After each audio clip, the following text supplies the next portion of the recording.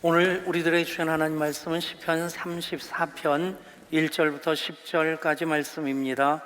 시편 34편 1절부터 10절까지 기록된 하나님 말씀을 제가 받들어 읽습니다. 내가 항상 여호와를 항상 송축하며 내 입술로 항상 주를 찬양하리이다.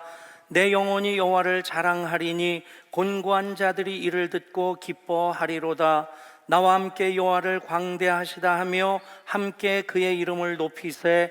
내가 여호와께 간구하매 내게 응답하시고 내 모든 두려움에서 나를 건지셨도다. 그들이 주를 앙망하고 광채를 내었으니 그들의 얼굴은 부끄럽지 아니하리로다. 이 곤고한 자가 부르짖음에 여호와께서 들으시고 그의 모든 환난에서 구원하셨도다. 여호와의 천사가 주를 경외하는 자를 둘러 진치고 그들을 건지시는도다. 너희는 여호와의 선하심을 맛보아할지어다. 그에게 피하는 자는 복이 있도다. 너희 성도들아 여호와를 경외하라. 그를 경외하는 자에게는 부족함이 없도다.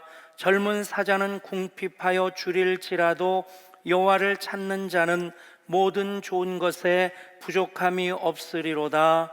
아멘. 오늘 설교 제목이 시편의 DNA, 찬양과 감사 그리고 송축입니다. 한번 따라해 보실까요? 시편의 DNA는 찬양과 감사 그리고 송축입니다. 이 DNA라는 말 우리가 참 많이 씁니다. 이제 데옥시리보핵산이라고 하는 우리 세포 핵 속에 있는 단백질인데 이게 정말 신묘막측하고 오묘막측한 하나님의 작품입니다. 이제 아이가 그 임신하는 그 순간부터 생명이 시작되어지죠. 이제 엄마 아빠의 그 유전자를 23개 받아서 46개라고 하는 소위 말하는 DNA 염기 서열을 갖게 됩니다. 그것이 이제 처음에는 하나의 세포로 시작해서 지금 여기 계신 대부분 성인들의 경우는 몸 안에 60조 개의 세포가 있다고 그래요. 60조 원 그러면 놀랄 겁니까? 예.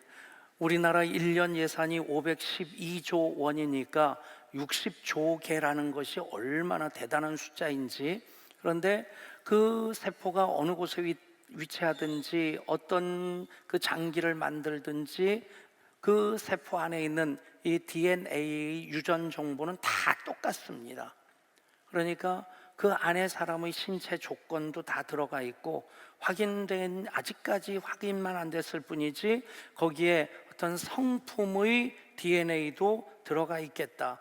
대부분 보면 좀 성질 부리는 성질이 좀 급한 가정은 또 되게 좀 아버지가 성질이 급하면 아들도 성질 급하고 아버지가 건망증이 심하면 아들도 건망증이 심하고 또 도벽이 있으면 또 도벽도 이어가고 뭐 그런 거 보면 이제 혼적인 영역에서도 유전적인 어떤 영향이 있겠다. 아직 DNA 안에 어떤 염기서열의 조합으로 그런 것이 나타나느냐 하는 것은 밝혀지지 않았지만 그런 것도 분명히 있을 수 있겠다는 추론은 해볼 수 있겠습니다. 더더군다나 영적인 것도 마찬가지입니다. 좋은 영적인 DNA를 가진 가정들은 그것이 쭉 흘러가면서 하나님 은혜의 강물이 흘러 넘치는 그런 은혜와 복을 받게 될 줄 믿습니다. 시편을 읽으면서 우리는 시편의 DNA가 무엇인지 확인하게 되고 그것을 또 우리 가운데 채우게 될 때 그 시편의 DNA가 내 속에 들어와서 내 DNA 속의 어떤 위치를 차지하게 되고 그것을 또 우리의 삶의 작동 원리가 되게 할 때 우리는 항상 시편의 DNA 그대로 찬양하고 감사하고 송축하며 살아가게 될 줄 믿습니다.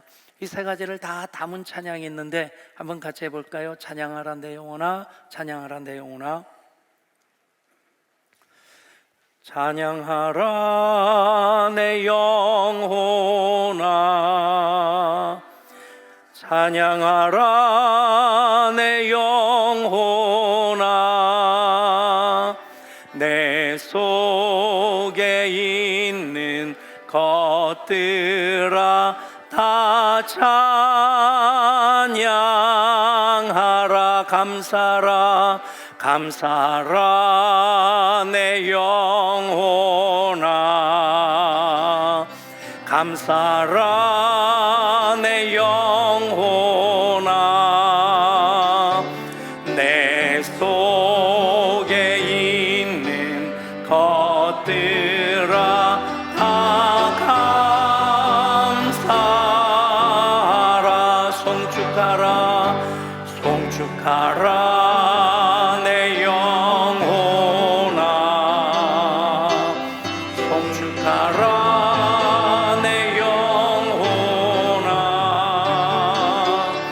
내 속에 있는 것들아 다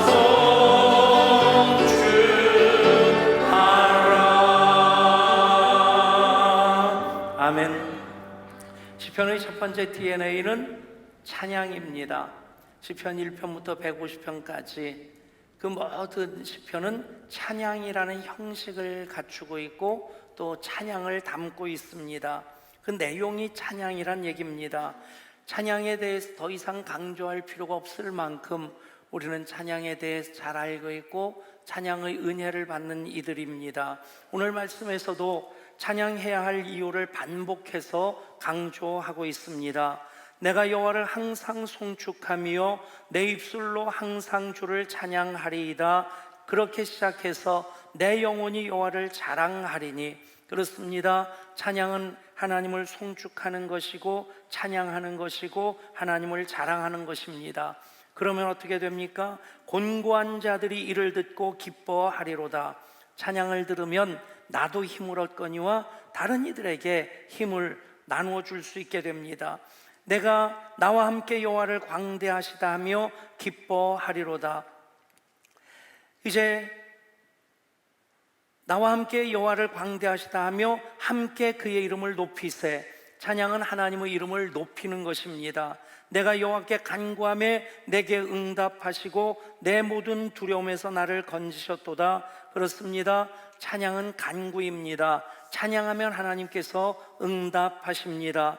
여호와의 천사가 주를 경외하는 자를 둘러 진치고 그들을 건지시는도다. 우리가 찬양할 때 주를 경외하는 자들을 천사가 둘러 진쳐줍니다. 그래서 찬양하는 자들 어떤 것을 경험하게 됩니까? 너희는 여호와의 선하심을 맛보아 알지어다. 그에게 피하는 자는 복이 있도다. 하나님 좋으신 하나님, 참 좋으신 나의 하나님으로 만나게 됩니다. 베토벤은 32살에 유서를 쓰게 됩니다. 그의 유서의 내용은 이렇게 쓰여져 있습니다. 잠시 후면 나의 생은 마감하게 될 것이다. 아, 이 불온한 존재요.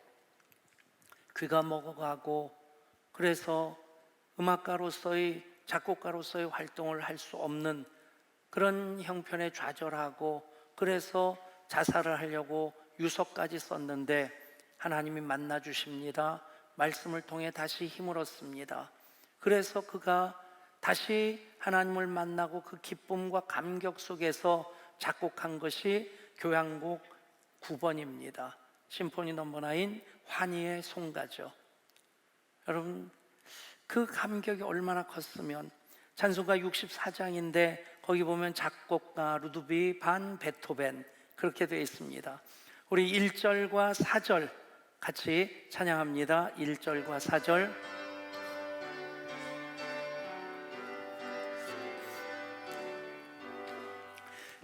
기뻐하며 경배하세 영광의 주 하나님. 주 앞에서 우리 마음 피어나는 꽃 같아. 죄와 슬픔 사라지고 의심 구름 거침이 변함없는 기쁨의 주 밝은 빛을. 새벽별의 노래 따라 새벽별의 노래 따라 힘찬 찬송 부르니 주의 사랑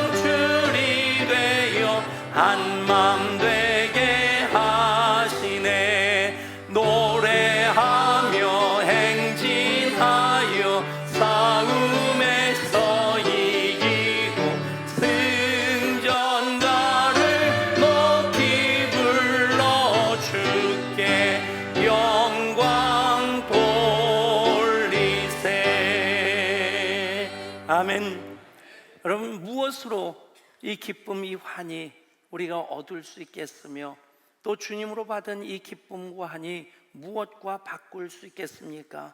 돈으로 됩니까? 지식으로 됩니까? 세상의 어떤 문화가, 어떤 오락이 그것을 우리에게 가져다 줄 수 있겠습니까? 오직 성삼위 하나님을 찬양하는 이들이 이 환희의 송가를, 기쁨의 노래를 부를 수 있게 됩니다.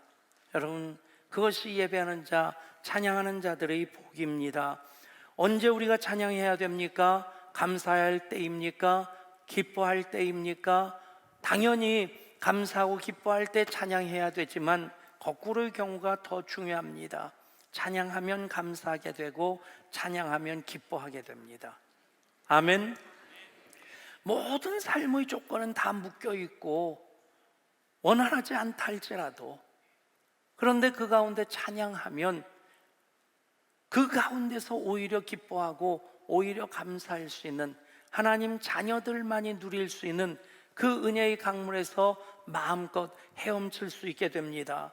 그렇게 살았던 이가 우리 신앙의 선진들이고 그 중에 하박국 선지자가 바로 그것을 고백합니다. 비록 무화과 나무가 무성하지 못하며 포도나무에 열매가 없으며 감람나무에 소출이 없으며 밭에 먹을 것이 없으며 우리의 양이 없으며 외양간에 소가 없을지라도 나는 여호와로 말미암아 감사하며 나의 구원의 하나님으로 말미암아 기뻐하리로다. 아멘.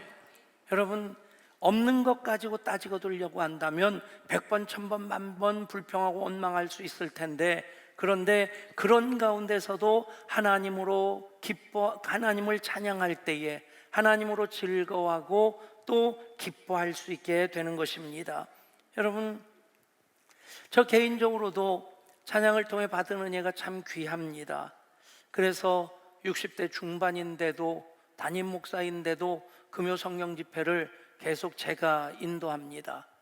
사실 여러분, 주변에서 보면 60대 중반 된 담임 목사가 우리 교회 사이즈의 교회에서 담임 목사가 금요 성령 집회 인도하는 경우 말씀만 전할 뿐이지 찬양 인도하는 거 거의 없습니다. 여러분들도 소중하게 여겨주시기를 부탁드립니다. 은혜 받는 분들, 사모하는 이들 나오시는데 항상 정해져 있어요. 근데 또 앞에서 찬양 인도하면서 저도 우리 교인들 눈치를 봅니다. 얼굴이 좀 이그러진다든가 은혜 못 받는 표정을 지으면 그 다음 주부터 제가 안 할 생각하고, 억지로 그냥 저 혼자 좋아서 하는 게 아니라 제가 찬양을 통해 받은 은혜가 참 귀하고 목회하면서 그것을 나눌 수 있기 때문에 금요 성령 집회, 사실 주일 3부 예배까지 설교하고 하는 것보다 금요 성령 집회에 제가 쏟는 에너지가 더 많습니다. 그래서 금요일 날 하고 나면 토요일 날 다 회복이 안 돼가지고 주일 날 목소리가 많이 잠긴 상태에서 또 설교를 해야 되는, 여러분, 찬양의 은혜가 귀하기 때문에 나누고 싶고, 그 찬양을 통해서 제가 받은 은혜가, 응답이 얼마나 크고 많은지 여러분 그대로 여러분들도 같이 누릴 수 있기를 축복합니다. 첫 번째 시편의 DNA가 찬양이라면 두 번째 시편의 DNA는 감사입니다. 시편의 모든 형태가 찬양이라면 그 내용은 다 감사입니다. 오늘 말씀 시편 34편 보면 제목이 이렇게 되어 있습니다. 다윗이 아비멜렉 앞에서 미친 채 하다가 쫓겨나서 지은 시. 사울의 창끝을 피해서 살려고 적국인 원수의 나라인 블레셋까지 망명을 했는데 거기서도 목숨이 백척간두에 놓이게 되니까 어떤 선택을 합니까? 미치광이 흉내를 냅니다. 침을 질질 흘려가지고 수염에 침을 묻히는, 여러분, 그런 가운데서 어떻게 감사할 수 있겠어요?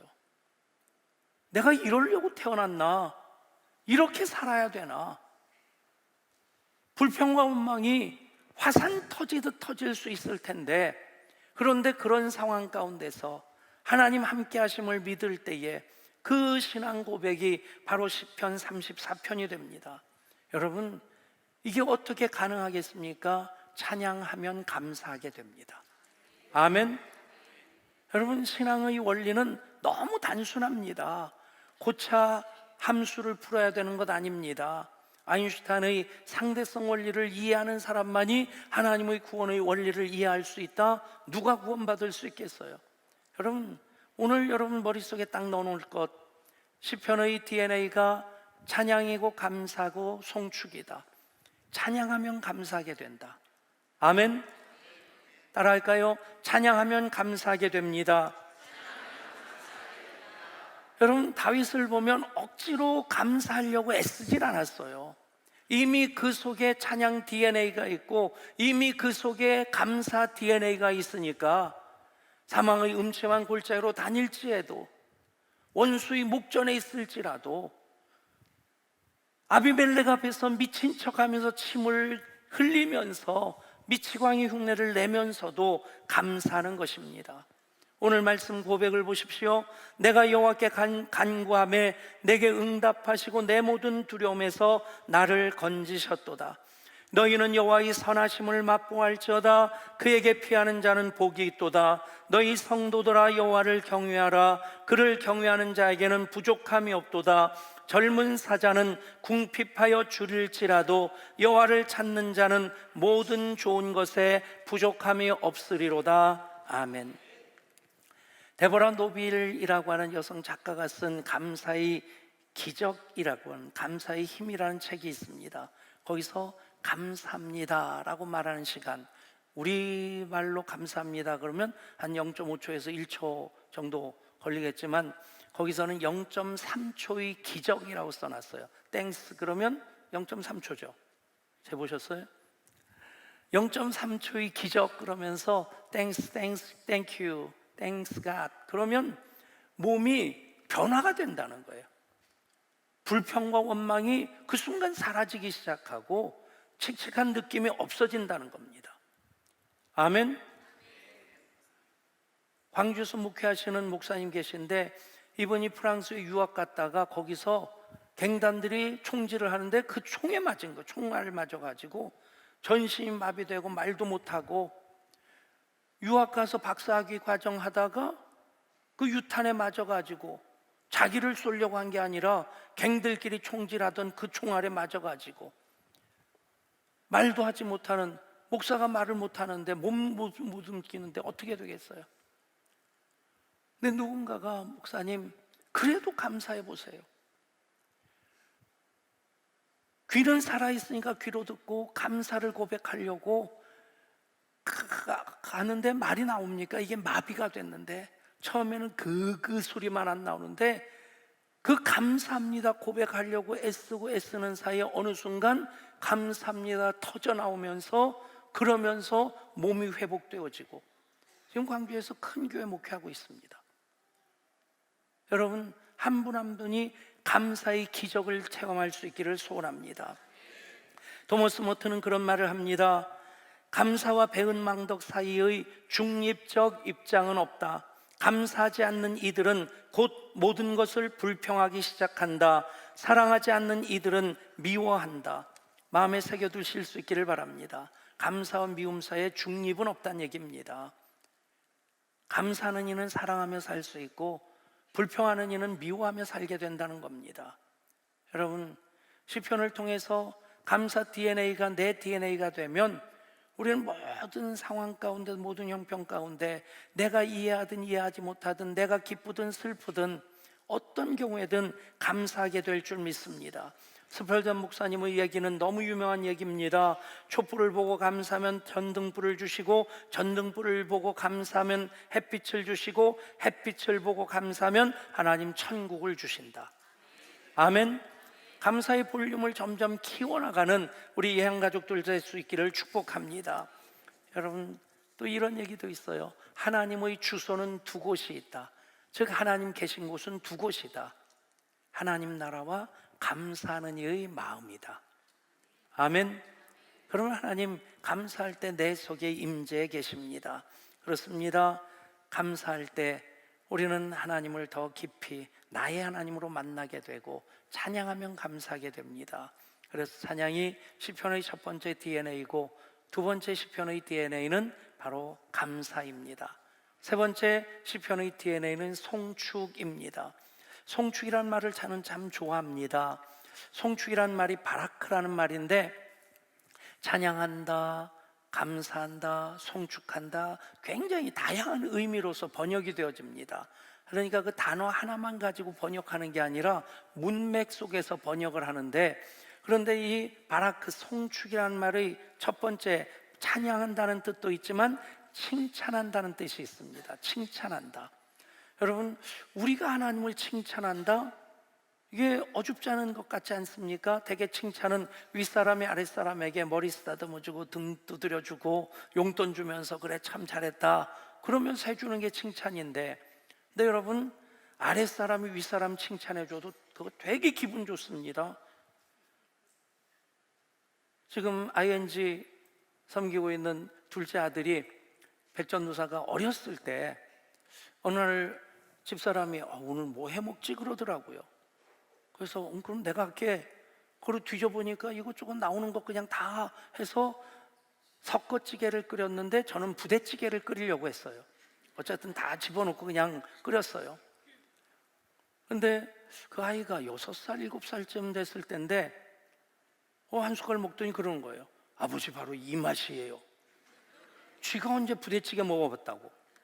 근데 집에 맛있으니까 또 아버지가 한다고 뭐 그냥 덕덕거리면서 열심히 끓였는데 이게 뭐가 맛이 있을까 싶었는데 먹어보니까 맛이 있었던 모양이죠. 아버지 바로 이 맛이에요. 기분 되게 좋더라고요. 여러분, 송축은 하나님을 칭찬하는 겁니다. 하나님 정말 멋지십니다. 하나님 제일이십니다. 아이들 표현으로 하면 하나님 짱입니다. 아멘. 한번 따라할까요? 하나님 제일이십니다. 하나님 멋지십니다. 손은 뒀다 언제 쓰려고 이러고 있어요. 방인구 집사님. 참, 딴 분 얘기하면 삐질 것 같고. 다시 한번. 하나님 제일이십니다. 하나님 멋지십니다. 하나님 짱이십니다. 아멘. 좋으신 하나님, 나의 하나님이십니다. 이 송축이란 말이 칭찬이라는 의미가 너무 좋아요. 우리가 하나님 송축할 때 하나님 너무 기뻐하신다는 얘기입니다. 그리고 이 송축은 자랑한다는 뜻이 있어요. 여러분, 우리가 찬양하는 것, 하나님 행하신 놀라운 일들을 우리가 자랑하는 겁니다. 전도할 때 뭐 신학적으로 삼위일체 하나님, 성부, 성자, 성령 하나님, 드레이스, 휘포스타스, 미약, 우시아 그러면 골 때립니다. 여러분, 만난 하나님 자랑하면 됩니다. 아멘. 송축은 하나님을 자랑하는 것입니다. 이 바라크란 말이 구약 성경에 200번 정도 나오는데 크게 나누면 둘로 나눠요. 우리가 하나님께 바라크하는 것은 하나님을 송축하는 겁니다. 하나님 찬양하고 감사하고 하나님 칭찬하고 하나님 자랑하는 게 우리가 하나님께 하는 바라크입니다. 근데 하나님이 우리에게 바라크를 하셔요. 그때는 송축이다, 칭찬이라는 뜻이 아니라 축복한다는 뜻입니다. 따라합시다. 내가 하나님을 바라크하면 하나님이 나를 바라크하신다. 다시, 내가 하나님을 송축하면 하나님 나를 축복하신다. 복 받기를 원하십니까? 뭐 숟가락에 복자 써 있고 주발 뚜껑에 복자 써 있고 베개에다 복자 쓰고 이불에다 복복복복 그런 거 하지 마시고 하나님 송축하시면 됩니다. 아멘. 내가 하나님을 송축하면, 바락하면 하나님 나를 바락하시는데 그게 축복입니다. 세 사람이 바다에 대해서 얘기를 하고 있었습니다.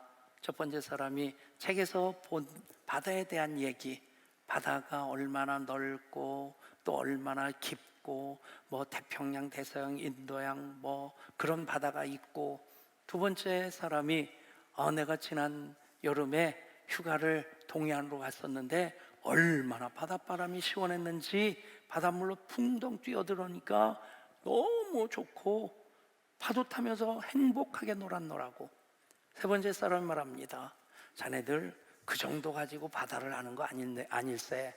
나는 작년 휴가 때 그 바닷속 탐험을 한번 해봤다네.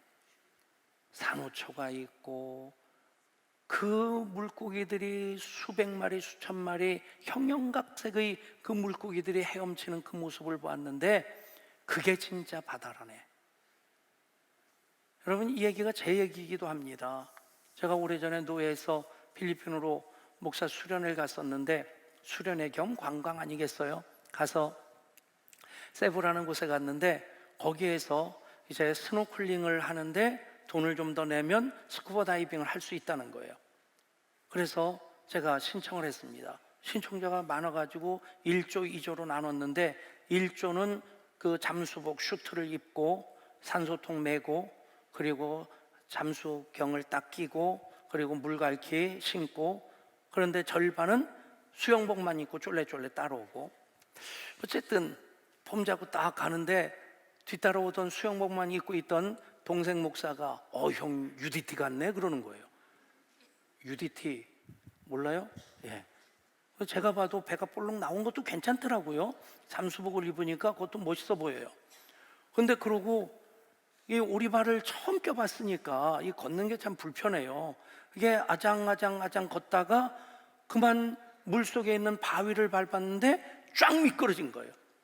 쫙 미끄러져서 준비할 사이 없이 바닷속으로 뒹굴었는데 그 사이에 그 짠물을 벌컥벌컥 마신 거예요. 그리고 나니까 하늘이 노랗고 빙빙 돌더라고요. 갑자기 겁이 났어요. 내가 여기까지 와서 이거 하다가 혹시 이게 뭔가 불길한 징조 같은데 들어갔다 뭐가 일이 생기면 안 되겠다 싶어가지고 나 안 한다 그러고 벗었어요. 그랬더니 동생이 무디티래요. 무늬만 UDT라고. 지가 알고 있으면 됐지 다 소문내가지고 다들 백목사 무디티라며 그러는 거예요. 뭐 좀 창피하긴 하는데 그래도 뭔가 기분이 안 좋은데 굳이 뭐 그럴 때 할 필요 없겠다 싶어가지고 이제 터덜터덜 혼자 나왔더니 집사람이 왜 나왔냐요. 여차저차해서 나왔다고 하니까 사람이 뭐든지 다 잘할 수 있나 뭐 그러면서 위로해 주더라고요. 그래서 지금까지 살고 있습니다. 뭐 그냥 그렇게 지나갔으면 괜찮은데 그때 우리 교인 집사님 한 분이 그 세부에서 사업을 하시던 분이 있었어요. 그분이 담임 목사가 거기까지 왔다니까 시푸드를 대접하겠다고 차를 가지고 오셨어요. 우리 부부랑 동생 부부랑 차를 타고 나가면서 이제 그 필리핀의 그 뭐 바닷가재라든가 그런 걸 먹을 꿈을 꾸고 있는데 이분이 딱 차를 타고 나가면서 한다는 말이, 목사님 여기서는 해산물 먹는 것보다 꼭 경험해야 될 것이 있습니다. 그 말을 하는 순간 불길한 예감이 딱 식히는 거예요. 아니나 다를까 스쿠버 다이빙 하는 대로 끌고 가는데 거기서 못하겠다는 말은 차마 못하겠고 가면서 주여 시험에 들지 말게 하시고 기도하면서 갔는데 어쨌든 뭐 죽으면 죽으리라 하고 들어갔는데 얼마나 아름다운지 수족관에서 바라보는 거 아니면 스노클링하고 이러고 바라보는 거하고는 비교할 수가 없는 거예요. 가이드가 조그만한 빵 조각 하나를 줘가지고 이렇게 붙잡고 있는데 형형색색의 열대어들이 와서 이걸 뜯어먹는데 그때 좀 아쉬웠던 것이 초장을 안 갖고 들어갔어요. 초장만 입에 발랐으면 그냥 뭐 회칠 것도 없이 그냥 먹을 수 있을 텐데. 그리고 산호초를 보고 해삼도 주워보고. 여러분들의 하나님은 누구이십니까? 어떤 하나님이십니까? 책에서 읽은 하나님이십니까? 남에게 들은 하나님이십니까?